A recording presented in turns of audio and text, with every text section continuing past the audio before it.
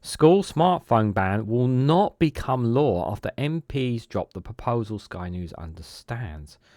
We're going to read into this exclusive from them, you guys. Let's go.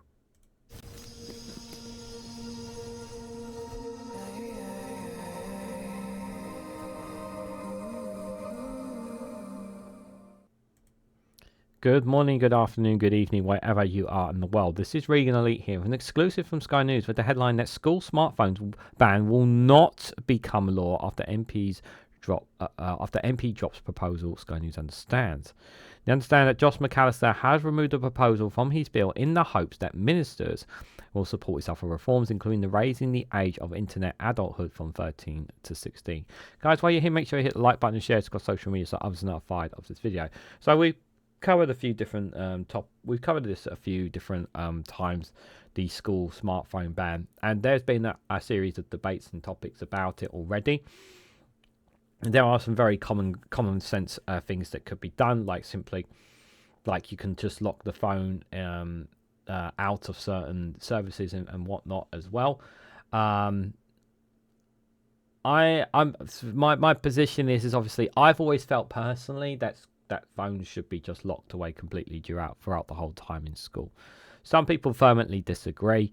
For me, what I'm concerned about is the disruption that it causes in classrooms to kids.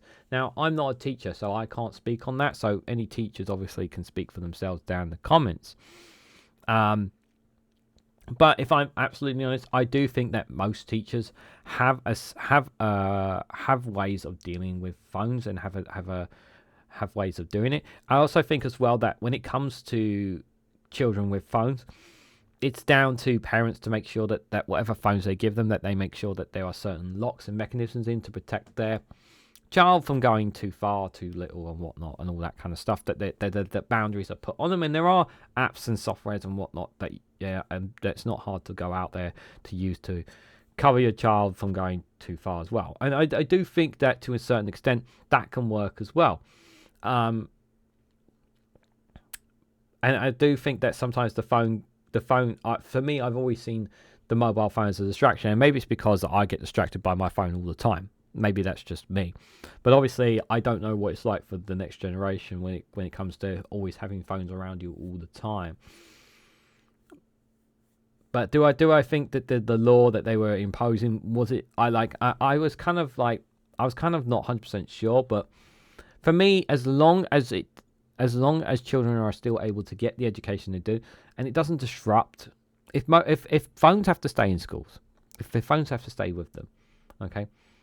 As long as they do not disrupt their education, I think that's the most important thing. Because regardless of whether they should have phones or not, whatever locks and whatnot are, we just want to make sure that kids get the best education they possibly can and not get distracted by a TikTok clip, for example, popping up on their phone. We just want to make sure that that kids get to actually spend time with other kids and not stare at their phones 24/7. We want kids to learn their lessons properly and not get distracted by mobile phones. This is the thing that we all agree on. It's just a case of just how we want to go about it. So plans to ban smartphones in schools have been dropped after the government refused to support the law, Sky News understands. So Josh MacAlister, the Labour MP for Whitehaven and Workington, put forward a proposal earlier this month to stop children doom scrolling, the act of spending excessive amount of time online consuming negative news or social media content. However, upon revealing the details of his safer phone bill, Number 10 immediately indicated it could not support the measures on the grounds that head teachers already have the powers to ban phones, although it is not upheld in law. It is understood Mr MacAlister has now dropped this element of the bill in the hopes that the government will support other aspects. Mr MacAlister's bill, which has received broad support from cross-party MPs, education unions and charities, also called for the age of internet adulthood, the minimum age to create social media profiles and email accounts, to be raised from 13 to 16. Yeah, I'm very conscious. I'm very conscious of certain social media apps. I'm very conscious of that on certain ages. Tell me in your country, if you're not from the UK, what do you think the age should be? It also wants to strengthen the powers to regulate Ofcom to protect children from these apps that are designed to be addictive and to commit the government to review further regulation if needed of the design, supply, marketing and use of mobile phones by children under 16. Although the government indicated they could not back the phones ban, there has been some confusion in its overall position on the bill after some cabinet ministers, including Health Secretary Westring, signalled their support. Given the impact of smartphones use and addition on the mental health of children and young people and the concerns from patients, this is a really timely debate, he posted on X. Speaking to Sky News earlier this month, Mr. MacAlister, who chaired an independent review of children's social care in the former government, said there was a huge public health problem with children around the world having increased levels of mental health problems, issues with sleep and being impacted by phones in schools. I do think mental health problems do play into a role with the mobile phones. I do agree with that. I'm only interested in one thing, making sure that we can change the law to protect children and reduce screen time and get them back to having a healthier childhood, he said. Parents are saying they face an impossible choice between either keeping their kids off smartphones or orchestrating them, or letting their children get on with these phones and seeing all the harmful effects it can cause. No, there needs to be a balance. There needs to be a balance here. They must not have full access to their phone until they reach a certain age. They just can't. Some of the content is just a big fat no. You've got to keep them away from. There are apps. There are things that you can apply to their phones to restrict them. It can be done. And we need to make better shape some collective rules that help parents and teachers make better choices for children. Children themselves are recognizing the harm that comes with all of the doom scrolling. Yeah, I do think some children are, but there's this case of some children can't help themselves. And that's where the parents and teachers and whatnot need to help limit them and teach them the importance of limiting that social media. I do think, that they need to be taught about how important it is to not look at their phone, to step away from that device. We get very connected to our mobile phones. All of us, everyone in society is deeply connected to their mobile phone. It's literally I'll give, even when I go to the shop, even if you're popping to the shop, you don't go without your mobile phone, right? I've actually once or twice this year, I actually went to the shops without my phone. And it felt very weird. I didn't like it at all. Current guidance to schools in England intend to stop the use of mobile phones during the school day is non-statutory and was introduced earlier this year by the previous Tory government. Schools have approached the government for comment earlier this month. A government spokesperson said, "We want to find the best way of ensuring children are kept safe while also benefiting from the latest digital technology." The Online Safety Act will introduce the strong safeguards for children, preventing them from accessing harmful and age-appropriate content. This will include companies to check the age of children so that their parents can have the peace of mind about the safety of their children online. The vast majority of schools already handle the use of mobile phones effectively, including with bans. Legislation for an outright ban would simply remove the autonomy from school leavers who know their pupils and their communities best. Mr. MacAlister's bill is due to have a second reading, the first opportunity MP to have the debate of the contents of this bill in March.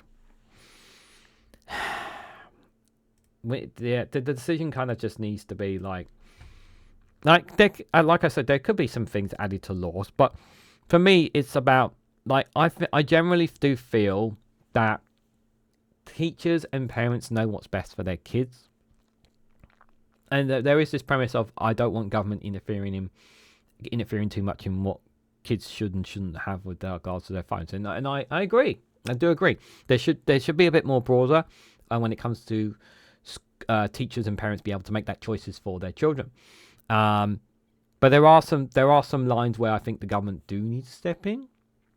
Or maybe to step in on some things I am concerned about doom scrolling. I am concerned about that. Even that, I don't for example, I have a TikTok account, as some of you guys know, for my short videos, and I actually have another TikTok account if I ever want to go on there and do some look at stuff on there.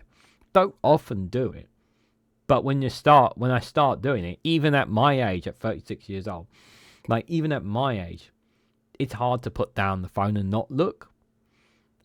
And I'm a grown adult.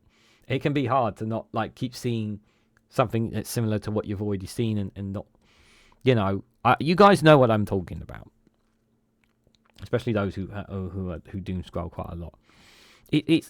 And you have to make a child's mind is like a sponge, and they can absorb so much more information than ever before thanks to the power of the internet. They can become so much more smarter and better than our generation and our older generation, because they have the power of the internet from the day that they are born. They can access education. They can access so much knowledge of history, of wealth, of information at their fingertips, something that my generation did not have. When I was younger, even though there was phones, the internet was barely just getting going. But they have all this knowledge, all this information, all this wealth at their fingertips at such a young age. And if they are educated right, if they are properly, they can become incredibly smart people. And we should do everything we can to give them all the knowledge in the world to become the best at what they want to be. And I think that's something that we all want. But we need to do it in a way that it doesn't destroy them as well. Because yes, like it says there, mental health has gone on the rise globally, on a global perspective, not just UK, globally. Suicide has gone up significantly as well. And technology and the internet and whatnot, and social media has played a part in that. It does play a part in mental health. It does play a part in some suicide cases. It does. It is an issue. And God forbid, do we ever want something like that to happen to children, to be affected by their mental health, by their phones. We want to make sure that they are cared for and looked after the best way possible.